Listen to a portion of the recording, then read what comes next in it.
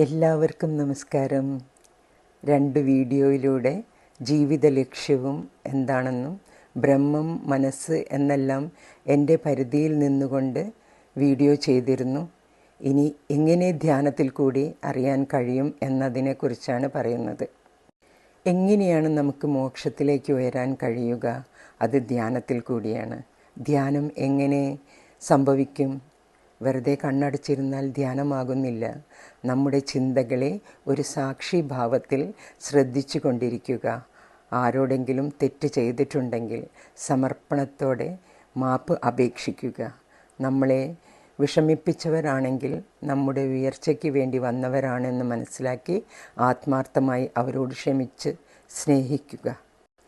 ഇത് ചെയ്യണമെങ്കിൽ ഈ ക്ഷണത്തിൽ ഏകാഗ്രതയോടെ ഇരിക്കാൻ കഴിയണം. ഒരു മന്ത്രം ഏകാഗ്രതയോടെ അർത്ഥം മനസ്സിലാക്കി ഒരു നേരം 108 പ്രാവശ്യമെങ്കിലും ജപിക്കണം. ക്രമേണ ഏകാഗ്രത വന്നു ചേരും. സദാ ഒരു നാമം ജപിച്ചുകൊണ്ടിരുന്നാൽ അത് നമ്മളെ ഈ ക്ഷണത്തിൽ നിർത്താൻ സഹായിക്കുന്നു. അങ്ങനെ ഈ ക്ഷണത്തിൽ ഏകാഗ്രതയോടെ ശ്വാസത്തെ ശ്രദ്ധിച്ചു കൊണ്ടിരുന്നാൽ നമ്മുടെ മനോമയം ഉയർന്ന് അങ്ങനെ ഉന്നത തലത്തിലേക്ക് എത്തുന്നു. ധ്യാനാവസ്ഥ സംഭവിക്കുന്നു.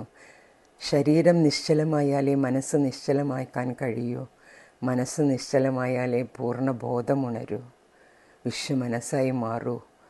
ഇതാണ് ഈ ശരീരം ഒരു ഉപാധിയാക്കിക്കൊണ്ട് നമ്മൾക്ക് നേടാൻ കഴിയുന്ന ബ്രഹ്മതത്വം. സമയം ആർക്കു വേണ്ടിയും കാത്തിരിക്കുന്നില്ല, അത് പോയിക്കൊണ്ടേയിരിക്കും. പരമാവധി ശ്രദ്ധിച്ച് മനസ്സിലാക്കി പ്രവർത്തിക്കാൻ ശ്രമിക്കൂ. എല്ലാവർക്കും നന്മയുണ്ടാവട്ടെ എന്ന് മനസ്സാ സ്മരിച്ചുകൊണ്ട് നന്ദി, നമസ്കാരം.